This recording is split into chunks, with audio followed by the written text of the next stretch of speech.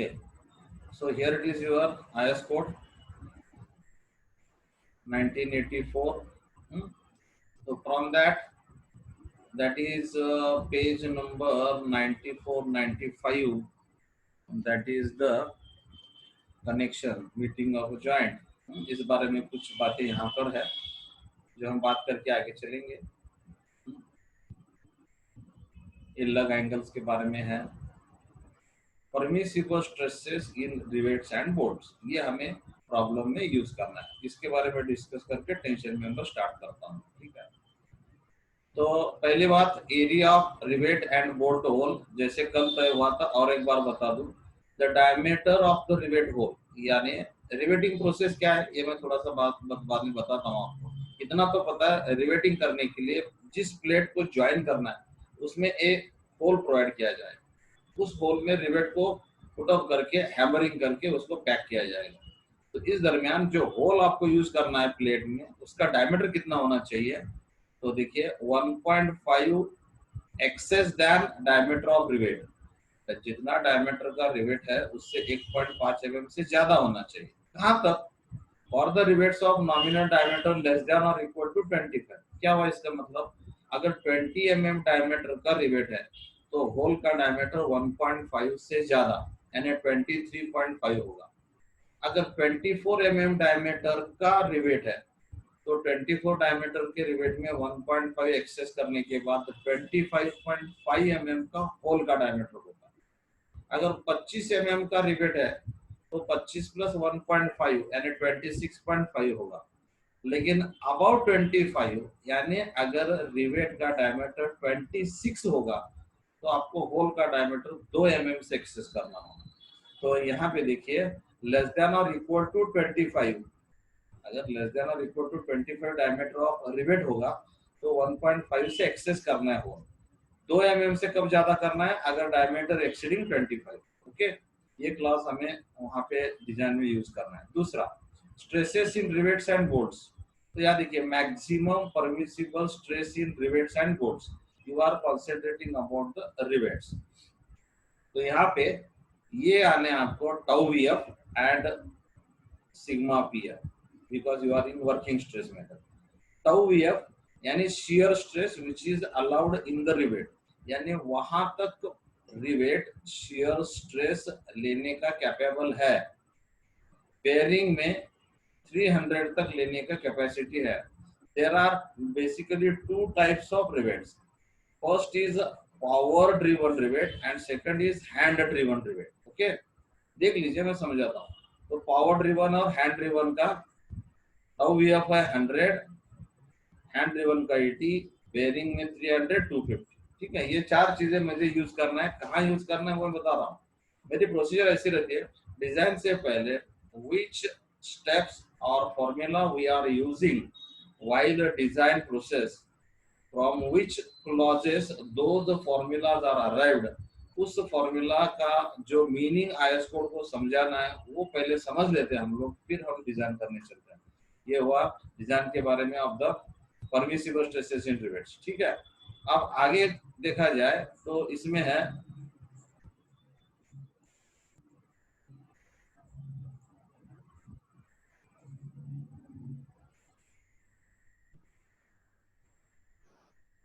ठीक है। तो अभी नेक्स्ट पार्ट जो है आपका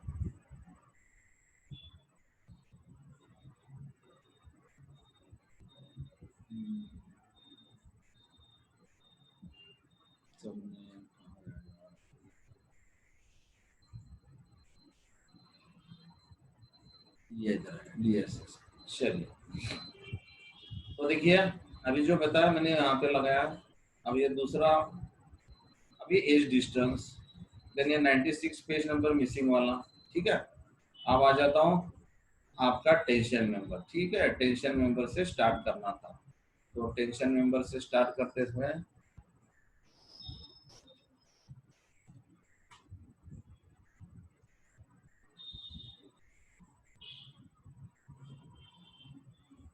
समय पे एडमिट हो जाओ यार, बहुत टाइम मत करो।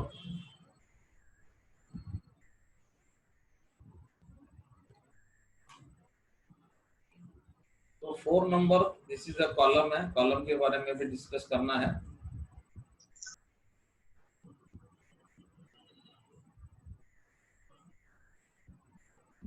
Hello,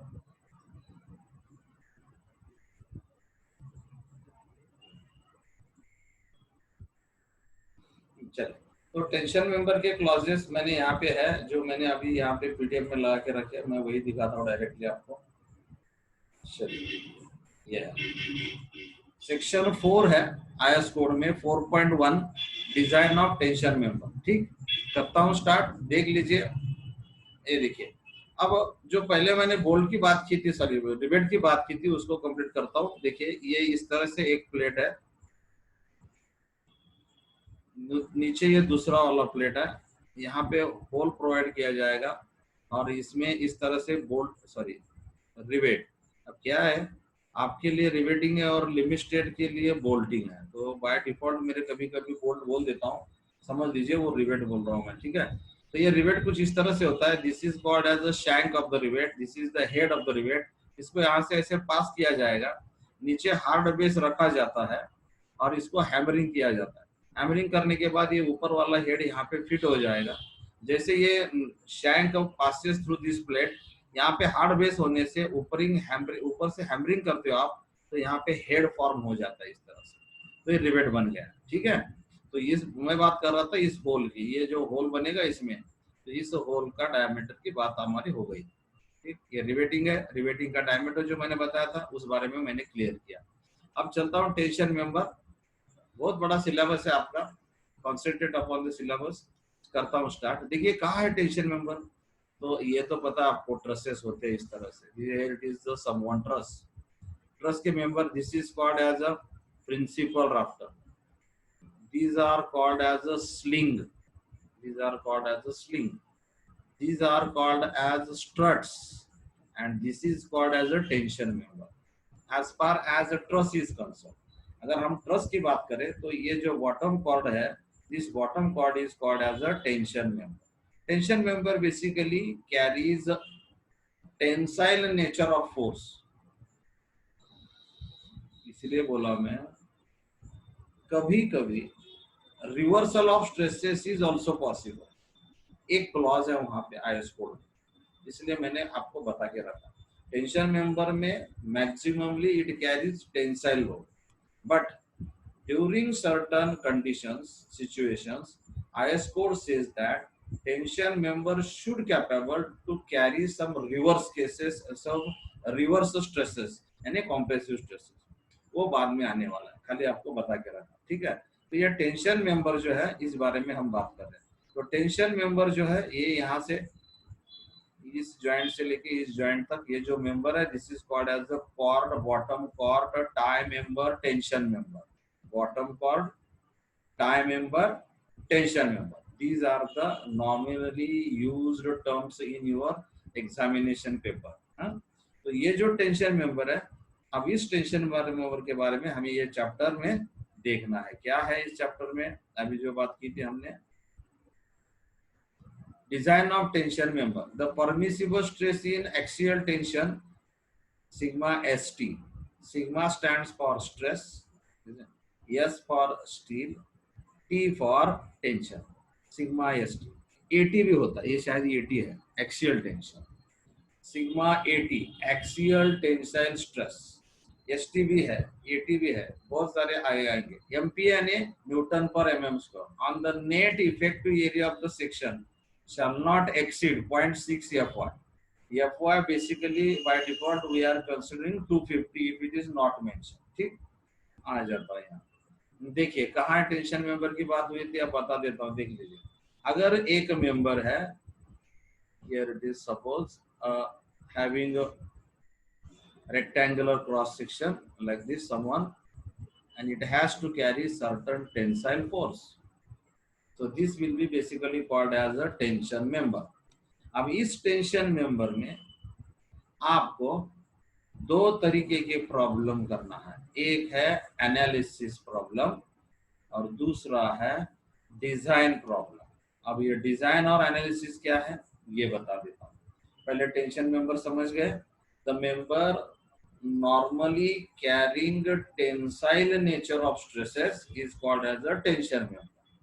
Generally it is a part of truss. If you are specifically pointing out, then it is a bottom chord called as a tension member. Truss की बात करें तो बॉटम कार्ड वाले को बोलेंगे टेंशन मेंबर। कई सारे टेंशन मेंबर्स हैं, प्रॉब्लम में आ जाएंगे, ठीक है। तो टेंशन मेंबर में टेंसाइल स्ट्रेस होता है, इसलिए उसे टेंशन मेंबर बोलते हैं। अब यहाँ पे देखिए, टेंशन मेंबर के चैप्टर में दो तरीके की प्रॉब्लम आपको आने हैं, एक एनालिसिस एंड डिजाइन। तो एनालिसिस क्या होता है, देखिए ये मेंबर जो है टेंशन मेंबर का, आपको साइज दिया जाएगा, यानी whatever the cross section of the tension member, either it is a flat plate or is it a angle section or is it a double angle section। ऐसे double angle भी होता है, double angle section है, single angle है, plate है, whatever it may be the section of tension member, it is mentioned to you कि भाई ये है। Suppose 90 by ISA Indian standard angle 100 by 100 by 10, suppose this is the size of angle, so this is given to you in analysis problem. Then what you have to do, you have to calculate the capacity of this given section to carry a tensile forces to work as a tension member। यानी जो size आपको दिया गया उस size की tension force carry करने की capacity calculate करना, यानी उसकी स्ट्रेंथ फाइंड आउट करना, that is called as a analysis problem. यानी आपको sizes are given, you are analysing the forces, that is analysis problem. And second one is a design problem, it is exactly reverse. Analysis में क्या किया था, size दिया था, आपने क्या कैलकुलेट किया, वो कितना लोड कैरी कर सकता है ये कैलकुलेट किया। डिजाइन में एग्जैक्टली रिवर्स, कितना लोड कैरी करना है वो देगा आपको, तो कौन सा सेक्शन आप सजेस्ट करोगे ये आपका डिसीजन लेना है, दैट इज अ डिजाइन। यानी डिजाइन प्रॉब्लम में आपको बताया जाएगा कि use single angle section, section का टाइप बताया जाएगा, आइदर आप एंगल बनाओगे, डबल एंगल बनाओगे, या फ्लैट प्लेट बनाओगे, या टी सेक्शन बनाओगे, जो भी है, the nature of the section will be mentioned in the problem। use angle section, ठीक, एंगल सेक्शन यूज करके आपको एक साइज फाइंड आउट करना है इस तरह से। For what purpose, to carry the given load. यानी अगर आपको 200 किलो न्यूटन मान लीजिए, तब तक किलो न्यूटन लोड दिया गया है प्रॉब्लम में, और आपको बोला गया कि डिजाइन टेंशन मेंबर, तो टेंशन मेंबर डिजाइन करते समय इस तरह का एंगल सेक्शन ढूंढिए, कलेक्ट कीजिए, सिलेक्ट कीजिए, ताकि इस सेक्शन की एटलीस्ट कैपेसिटी 200 होनी चाहिए। यानी डिजाइन में आपका आउटपुट क्या होगा, you have to suggest someone angle section for what purpose, to carry the given load under what condition, without a failure। यानी आपको एक ऐसा एंगल सेक्शन सजेस्ट करना है जो कि दिया गया लोड बिल्कुल सेफली, बिना फेल होते हुए, टेंसाइल नेचर के तौर पे आराम से कैरी कर सकेगा, ऐसा सेक्शन आपको सजेस्ट करना है, and that is called as a design. तो in design loads are given, you are suggesting the section। in analysis problem sections are given, you are calculating the load। okay, तो ये दोनों तरीके के problem में एक बीच वाला एक मिसलेनियस प्रॉब्लम होता है। वो कैसा है वो तो हम प्रॉब्लम में देखेंगे, लेकिन हर चैप्टर में ये दो मेन टाइप के प्रॉब्लम्स। तो टेंशन मेंबर में अगर ये दो प्रॉब्लम आपको करना है तो देखिए कहाँ पे आ जाते हैं हम लोग। सीधी सी बात है, दोनों बात कहाँ पे चल रहा है, stress is equal to load upon area, this is you know better stress। तो यहाँ पे जो स्ट्रेस है वो स्ट्रेस है सिग्मा AT, यानी एक्सियल टेंसाइल स्ट्रेस, जो मैंने अभी अभी आपको बताया था, है ना।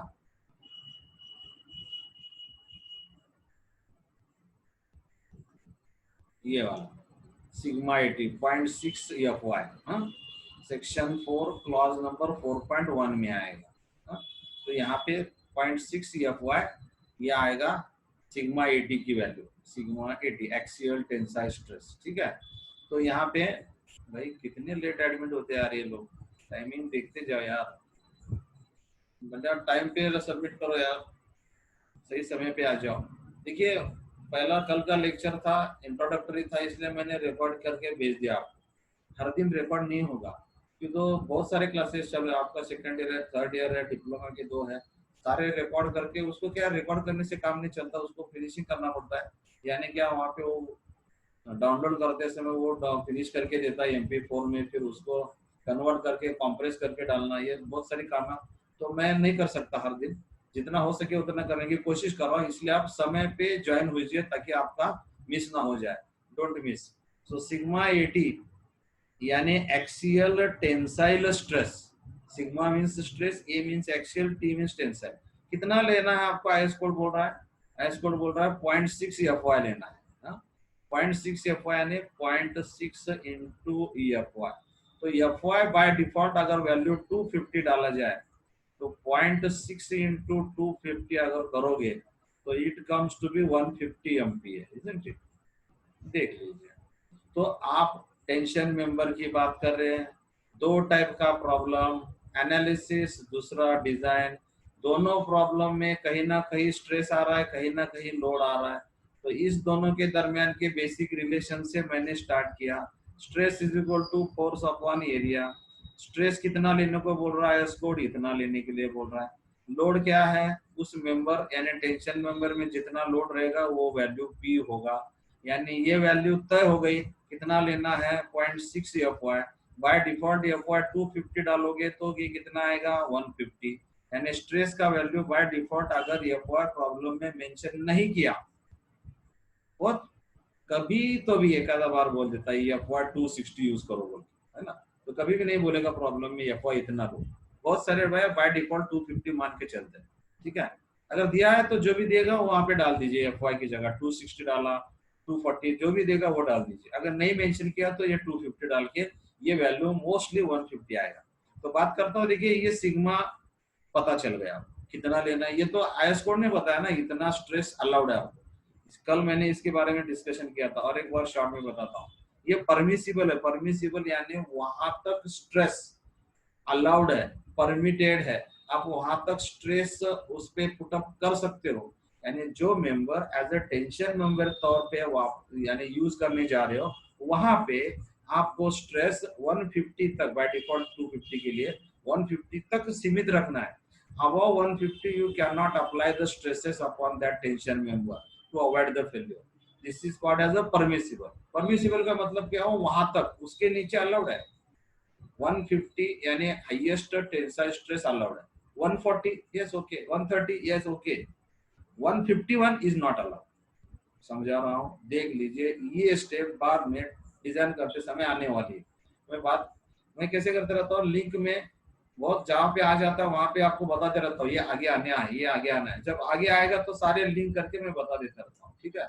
एक बात याद रखिए, 150 तक अलाउड है, यानी 150 से पहले चलेगा 140, 148, 142 एटसेट्रा, लेकिन 151 is not allowed. That is the called as a permissible stress. तो परमिसिबल स्ट्रेस की बात हो गई, ठीक है। तो यहाँ पे आ जाता हूँ। तो ये जो स्ट्रेस है इसका वैल्यू 250 FY के लिए मान लीजिए 150 फाइनल है, तो ये 150 का वैल्यू फाइनल हुआ। तो आपको ये लोड कैलकुलेट करना है, तो एक तो एरिया आपको पता होना चाहिए, है ना। तो ये लोड कहाँ पे कैलकुलेट करते हैं हम लोग, एनालिसिस प्रॉब्लम में, है ना। एनालिसिस प्रॉब्लम में लोड कैलकुलेट करते हैं। यानी एनालिसिस प्रॉब्लम में अगर लोड कैलकुलेट करना है, सिग्मा 80 तो है आपके पास, तो बचा क्या, एरिया। यानी एनालिसिस प्रॉब्लम में आपको एरिया कैलकुलेट करके ये 150 एज अ डिफॉल्ट पता है आपको, बस पी का वैल्यू निकालना है। Okay, simple. दूसरा डिजाइन में ये 150 वैसे ही रहेगा। आपको क्या पता है, कितना लोड कैरी करना है ये पता है आपको, तो फाइंड आउट क्या करोगे आप, कौन सा सेक्शन यूज करना उसका एरिया फाइंड आउट करोगे। तो it is depending upon a simple formula, stress is equal to force upon area. किस तरह से है दिखाता हूँ, देख लीजिए। तो फॉर्मूला बन गया, देखिए ऐसे, sigma is equal to load upon area. तो लोड यानी P is equal to area into sigma. अब इसको specific words from this topic we will attach. A यानी नेट एरिया, सिग्मा यानी सिग्मा 80, लोड यानी P. So this is the basic formula that you have to refer throughout the chapter. axial tensile stress multiplied by net area is equal to the load carrying capacity of that selected member. This is your formula to be used. अब देखिए ये 0.6 हो गया इसका। अब देखता हूं, देखिए यहाँ पर net effective area of angles etcetera, ये आगे क्लॉजेस आने वाले हैं। ठीक है, स्लाइड शो करके एक बार दिखा देता हूँ, फिर से मैं आ जाता हूँ। ये देखिए details, design details, net effective area जैसे मैंने अभी बताया, देखिए ना सिग्मा एटी 150 है, लोड एक तो दिया जाएगा, एक तो आपको कैलकुलेट करना है। अब रही बात एरिया की, तो एरिया में 4 केसेस है, पहले हाईलाइट करता हूँ फिर 1 बाय 1 एक्सप्लेन करता हूँ। Net effective area of angle and T section, ये पहली केस है सिंगल एंगल वाली। ठीक है, ये सिंगल एंगल वाली पहली केस है। फिर बाद में आता है in case of double angle का, पेयर ऑफ एंगल का, बैक टू बैक। किस तरह से बैक टू बैक समझाता हूँ। तो double angle back to back वाली ये 2 नंबर केस है। Then double angle back to back connected on each side and one side, ऐसे 2 केसेस है। देन इसमें कनेक्टेड अलोंग विद द, ये देखिए computer stress effective provided member are connected to along with the length specified. ये 10.3.3 क्या है, ये देखिए यहाँ सारे क्लॉजेस दिखाऊंगा मैं, फिर मैं डिटेल में आ जाऊंगा। ठीक है, ये देखिए क्या बात कर रहे थे हम लोग। तो यहाँ पे जो नेट एरिया है, अब आपका सिलेबस के हिसाब से नेट एरिया के 4 केसेस बनते हैं जो आपके एग्जाम में प्रॉब्लम आने वाले हैं, उसकी बात करें तो there are 4 varieties of net area. हो गया कॉम्प्रेस, देखो stress is equal to load upon area, load is equal to area multiplied by stress. Load either given होगा, डिजाइन करोगे, एनालिसिस में you have to find load, बस। अब बात रही एरिया के लिए 4 केसेस, सिग्मा के लिए सिग्मा 80 150। अब एरिया की तरफ आ जाओ, 4 केसेस कौन से हैं। ठीक, देखिए अब पहले से बताता हूँ। So here it is the truss, so here it is the tension member. यहाँ पे कनेक्ट करने के लिए 2 मेंबर कनेक्ट करने के लिए यहाँ पे एक प्लेट होता है जिसे गसेट प्लेट बोलते हैं। यहाँ पे एक प्लेट होता है ताकि ये मेंबर आके यहाँ पे कनेक्ट हो, ये मेंबर आके यहाँ पे कनेक्ट होता है। तो this is called as a gusset plate. तो इस गसेट प्लेट को ये मेंबर आके ज्वाइन होना है। सिमिलरली इस गसेट प्लेट को ये मेंबर आके ज्वाइन होना है, ये मेंबर आके ज्वाइन होना है। तो इसको बोलते हैं गसेट प्लेट।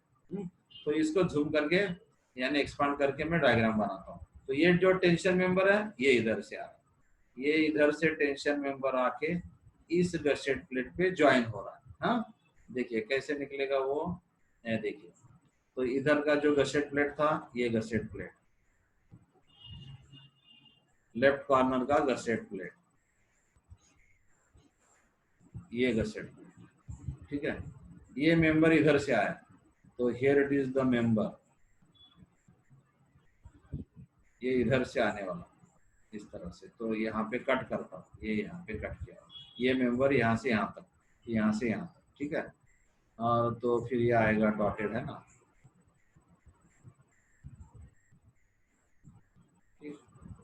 पीछे का लगा है ना, वो डॉटेड आ गया। तो ये पार्ट है, ये जो पार्ट है ये है गसेट प्लेट का पार्ट, ये गसेट प्लेट का पार्ट।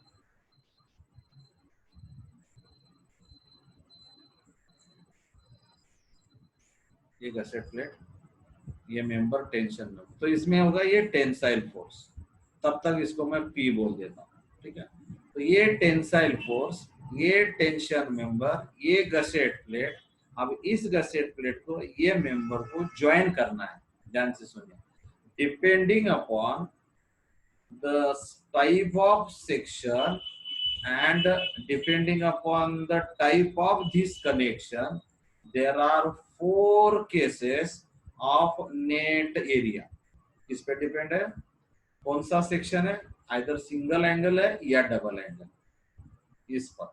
दूसरा, ये गसेट प्लेट को किस तरह से कनेक्ट किया है, एक साइड पे कनेक्ट किया है या 2 साइड पे कनेक्ट किया है, टैकिंग प्रोवाइड किया है या नहीं किया हो, ये कनेक्शन पे और टाइप ऑफ सेक्शन पे चार तरीके के केसेस बनते हैं to calculate the net area of the tension member. Okay, बात समझ रहे हो मैं क्या बोल रहा हूँ? तो टेंशन मेंबर कनेक्ट करने के लिए जो हम लोग इस्तेमाल करते हैं आइदर रिवेट्स और समटाइम वेल्डिंग इज यूज। तो ये कौन सा किस तरह से कनेक्ट किया है इस पर ये चार केसेस डिपेंड है। तो वन बाय वन केसेस देता हूँ, फिर से बता दूं। Force is equal to sigma at multiplied by net area. Sigma at का वैल्यू 250 एफ वाई के लिए 150 बाय डिफॉल्ट हमेशा फिक्स रहेगा। अब बना नेट एरिया। नेट एरिया के लिए कौन सा मेंबर किस तरह से कनेक्ट कर रहे हो, इस पर चार केसेस बनते हैं। अब उस चार केसेस की मैं बात कर रहा हूँ, ठीक है? तो ये जो यहाँ से दिखा रहा हूँ देख लीजिए, और एक बार बना के दूसरा डायग्राम। 10 मिनट बाकी है, बता देता हूँ। देखिए थर्सडे फ्राइडे सैटरडे अभी 45 मिनट्स का लेक्चर चल रहा है। थोड़ा सा बाद में गूगल मीट पर भी कर सकता हूँ, लेकिन गूगल मीट से ये थोड़ा कन्वीनियंट है यूज करने के लिए, इसलिए मैं इसको यूज कर रहा हूँ। जब हम फुल स्पीड से जाएंगे तो गूगल मीट पर भी करेंगे, कोई प्रॉब्लम नहीं है, वहां पर भी कर सकते हैं, ठीक है? लेकिन आप समय पे ज्वाइन हो जाइए, ताकि मेरे पास अब रिकॉर्डिंग नहीं है। ठीक, देखिए ये देखिए फिर से बनाता हूँ। ये इधर से अभी जो बना था मैंने गसेट प्लेट, ये डायग्राम समझ में आना जरूरी है, ताकि फिर वो नेट एरिया के केसेस समझ में आएंगे आपको। ये एंगल बना रहा हूँ, ठीक है? ये एंगल की टॉप एज, ये एंगल की हाइट, ये एंगल की बॉटम एज, ये एंगल का थिकनेस, ठीक है?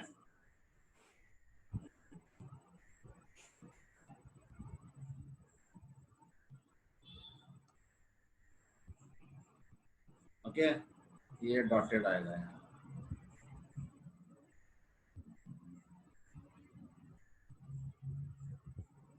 चलता, ठीक है? तो देखिए ये मेंबर, ये साइज को बार बार चेंज होता है। ये अभी इधर से ये टेंसाइल फोर्स है। Now this is a front elevation, here you are joining the rivets. अब इधर से देखोगे साइड व्यू में तो कैसे देखेगा? ये जो गसेट प्लेट है it will be in a like this, ये पीछे जाएगी गसेट प्लेट, आपको दिखाई देगी इस तरह से। ये गसेट प्लेट, अब ये जो एंगल है ये देखिए, ये एंगल इस तरह से रहेगा। यार ये थोड़ा सा प्रैक्टिस करना पड़ेगा, ये ब्लैक बोर्ड की तरह। हाँ ये देख, ओके। तो ये जो थिकनेस है ये यहाँ पे दिख रहा है एंगल का, ये जो एंगल की हाइट है ये एंगल की हाइट इधर, और ये जो बोल्ट है सॉरी ना रिवेट, ये यहाँ पे इस तरह से दिख रहा है, ओके। तो वो है आपका, ओके। देखिए फिर से देखिए, ये गसेट प्लेट ये यहाँ पे है साइड व्यू में, ये एंगल ये यहाँ पे दिख रहा है आपको, हाँ? तो ये जो है ये वाला एंगल, तो इस एंगल की मैं बात कर रहा था। तो ये सिंगल एंगल, ये पीछे जो है ये गसेट प्लेट है, ये गसेट प्लेट, ये वाला गसेट प्लेट, ये एंगल, और ये है रिवेट। क्यों इतना बता रहा हूँ मैं? अरे भाई कैलकुलेशन तो इसी पे डिपेंड है, जब डायग्राम समझ में आएगा तभी कैलकुलेशन समझोगे। देखिए ध्यान से देखो, this area which is connected to the gusset is called as a area of connected leg, area of connected leg। ये जो एरिया है, दूसरे लाइन से बताता हूँ, ये वाला, ये जो एरिया है which is not connected with the gusset is called as a outstanding area या unconnected area, ठीक है? आउटस्टैंडिंग एरिया भी बोल सकते हो उसका, ओके। तो ये आउटस्टैंडिंग एरिया, ये कनेक्टेड एरिया कहाँ पर है ये? देखिए मैं बताता हूँ, ये देखिए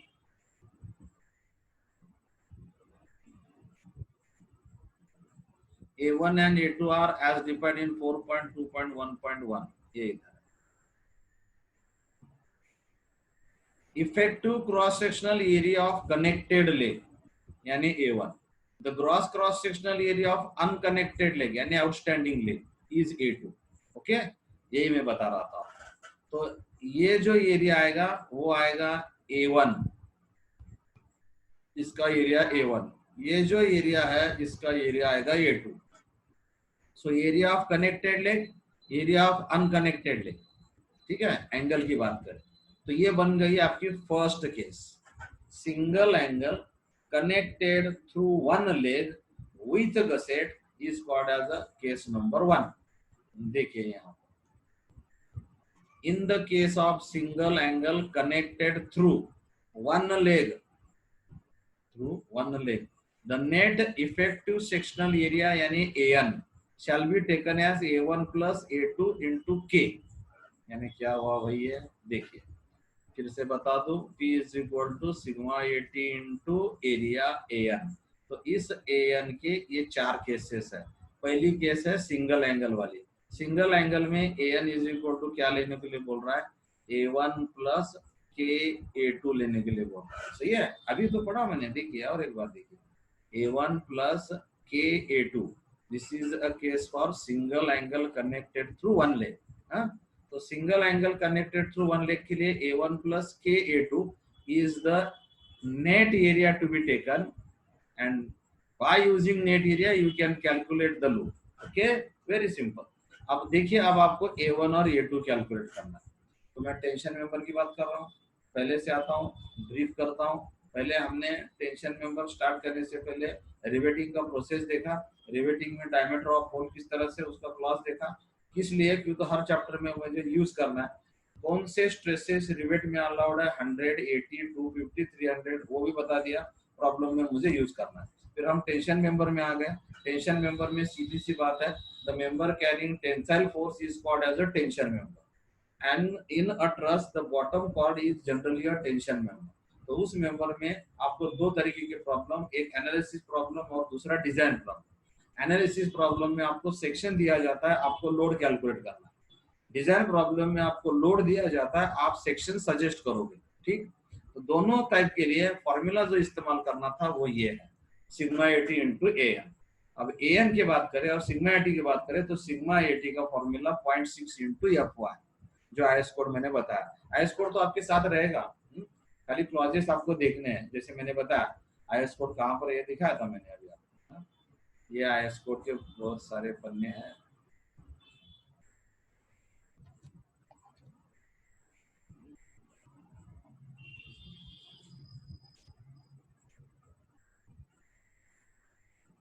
एक सेकंड ना,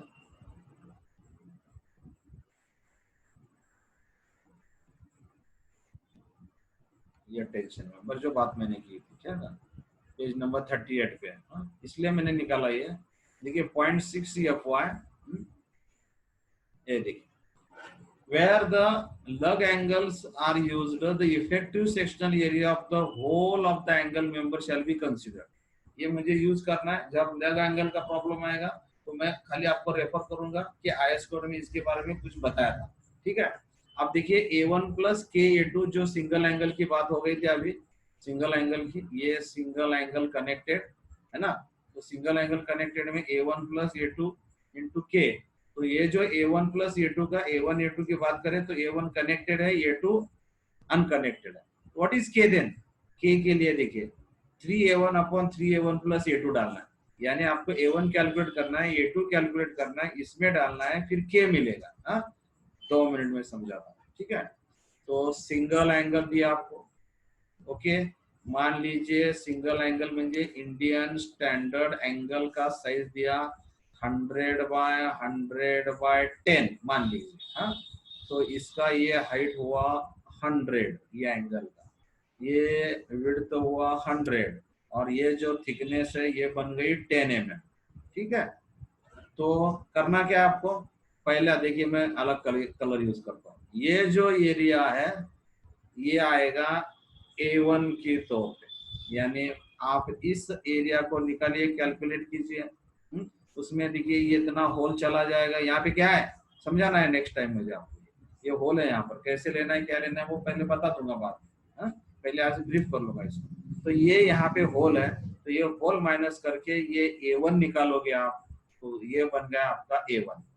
फिर दूसरा बनाओगे ये अनकनेक्टेड लेग का एरिया, यानी वो A2 साइज है ना आपके पास, यदि कि 100 है थिकनेस है, 100 है थिकनेस है, ये होल का साइज है, सब कुछ है, बस खाली एरिया निकालना है। अरे एरिया ने क्या है यार, length into thickness. Okay, A1 A2 निकालो, A1 मिलेगा A2 मिलेगा, जो अभी अभी फॉर्मूला बताया K is equal to 3A1 upon 3A1 plus A2, है ना। तो A1 निकाला A2 निकाला, डाल दो इसमें, क्या मिलेगा, K मिलेगा। तो A1 डालो A2 डालो K डालो, क्या मिल जाएगा, नेट एरिया। नेट एरिया यहाँ पे डाल दो, क्या मिल जाएगा, ओके। तो कल मैं यहाँ से स्टार्ट करूंगा टेंशन मेंबर से। आज का बात समझ में आ गई। तो 4 केसेस है, 4 केसेस कहाँ पर डिपेंड है, बस ये बोर्ड कौन से है, कौन से तरीके से कनेक्ट किया और एंगल